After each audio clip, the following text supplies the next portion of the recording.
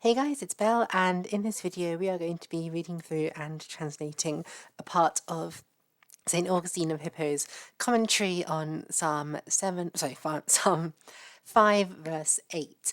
And as usual, if you want to pause the video and have a go at translating the passage on your own before I read my translation, feel free to do so. And without further ado, let's read the Latin. Et apto verbus est, quod abominabitur, solentenem abominati dici exereditati. Hic autem psalmus pro ea est, quae hereditatem accipit, quae subicit exultationem spe sue.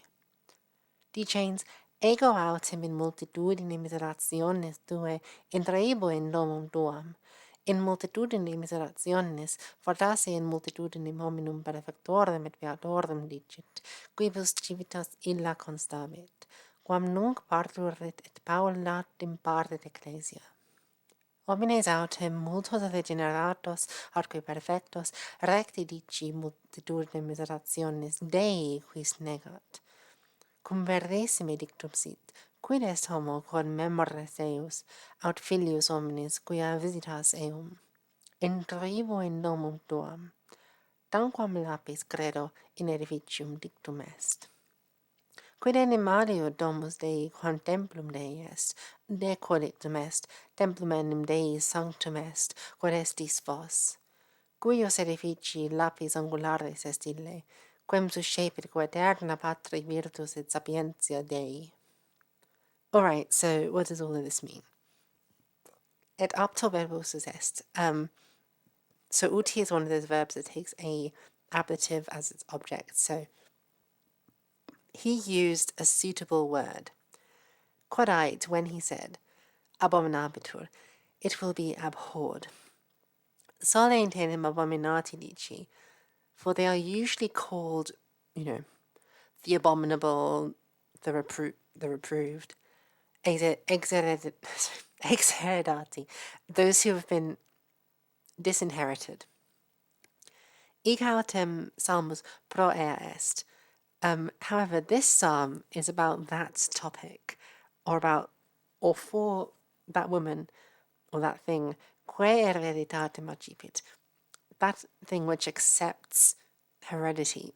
And I'm pretty sure this is referring to the house, or, because of what's coming below. Quae subicit exultationem spe sue. She who or the heredity which subjects or subjugates the exaltation of its hope. Dicens, saying, ego autem in multitudine miserationis tue, I, however, in a multitude of your mercy, intrebo in domum tuam, I will enter into your house. In multitudine miserationis, in a multitude of mercy, fortasse in multitudine hominum perfectorum et beatorum dicit. Perhaps, he says, this is referring to David the psalmist here, perhaps enters in a multitude of perfected men and of blessed men. And it's interesting, I think, that Augustine uses the word fortasse here. He's not completely certain about his interpretation of this line. Quibus civitas illa constabit, for whom that city will stand, quam nunc parturit, which now is sort of in labour, et paulatim partit ecclesia. Or rather, so this quam is referring to the city, and then the ecclesia, the church here, is the nominative which is governing parturit and partit. So that city which the church is now labouring with in terms of, giving birth to, and soon will bear, which is the city of perfected and blessed men. Homines autem multos regeneratos atque perfectos, recti dici multitudine miserationes Dei quis negat. All of this is an accusative infinitive construction, unfortunately. So, quis negat, who would deny? And then, homines multos regeneratos atque perfectos, the many men who are regenerated and perfected are called dici.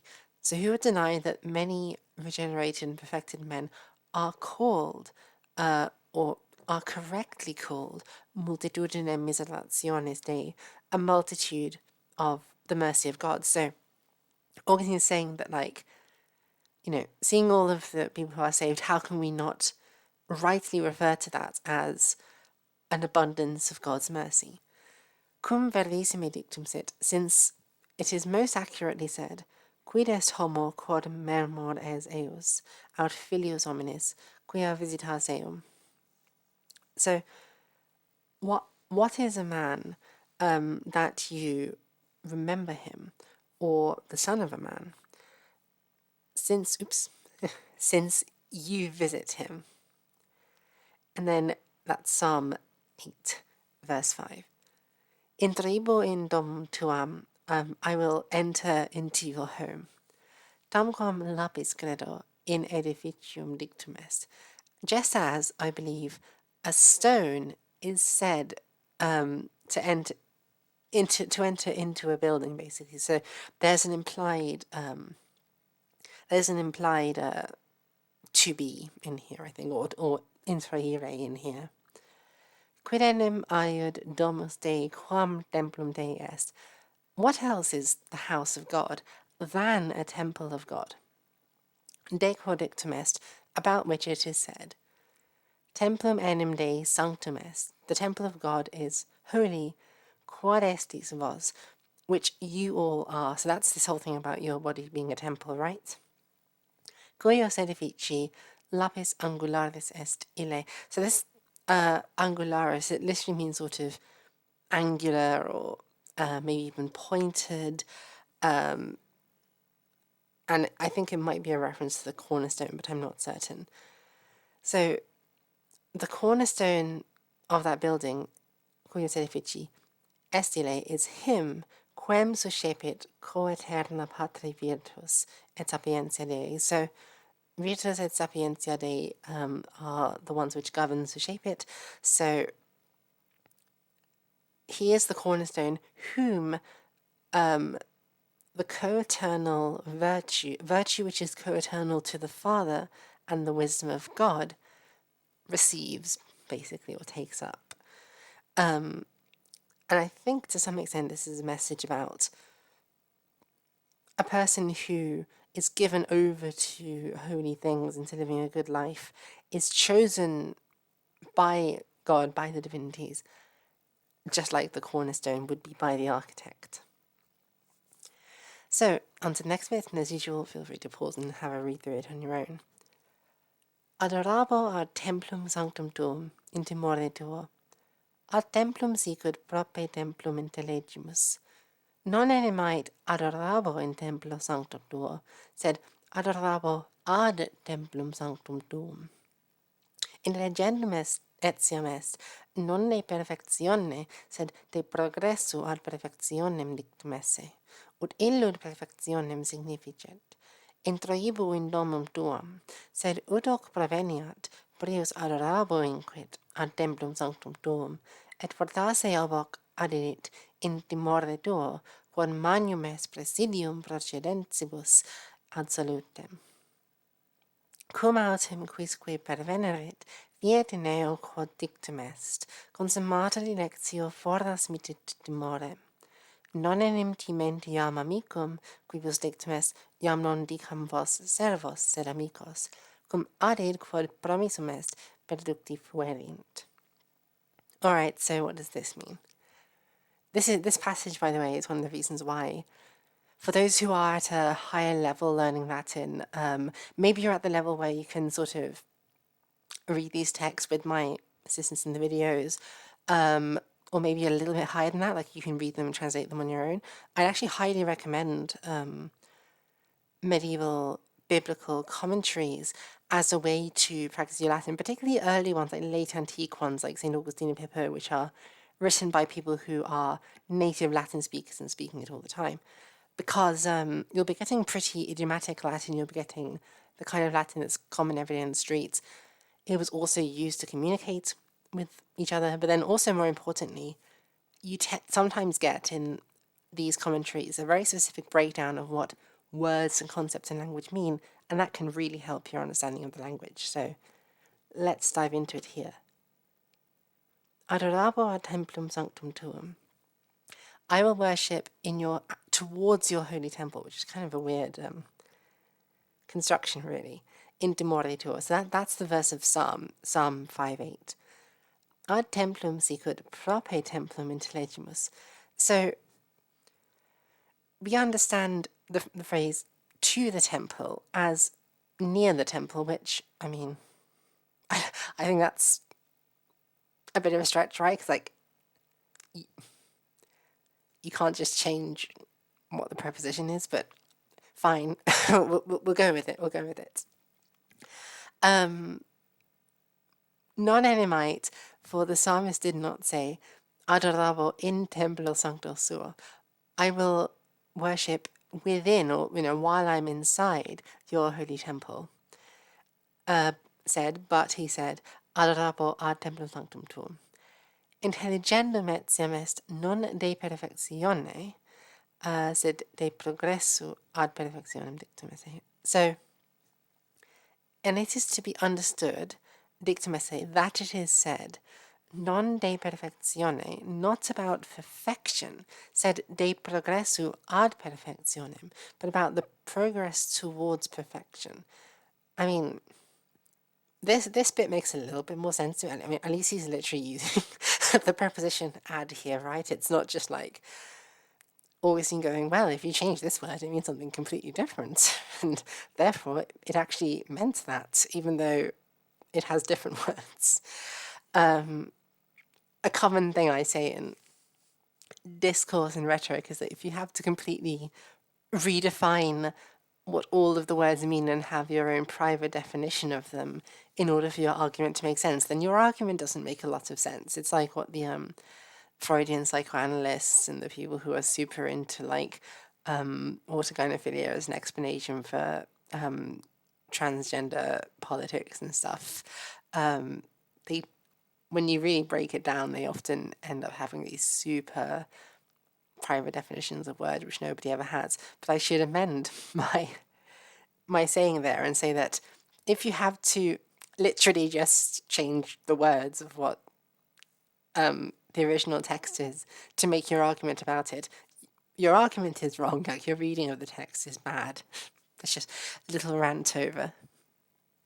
So anyway, Augustine says, now this line is not talking about perfection, but a progression towards perfection, ut illud perfectionem significat. So that this line might indicate perfection. Introibo in domo tuam. I will enter into your house. That's the line that comes afterwards. So Augustine is saying here that this line, I will worship towards your holy temple, is not about perfection itself, but the progress towards perfection, because it's setting up the next line, which is, I will enter into your house, and presumably in the house is where perfection is. Said, ut hoc proveniat, but so that this might come forth, prius adorabo inquit ad templum tuum. First he said, I will worship towards your templum. Towards your temple, et fortasse ab hoc adidit, and perhaps on account of this, he added in timore tuo, in fear of you, quod magnum est praesidium pracidentibus ad salutem, which is a very good bit of advice, is praesidium, for those who are proceeding or progressing ad salutem, towards health.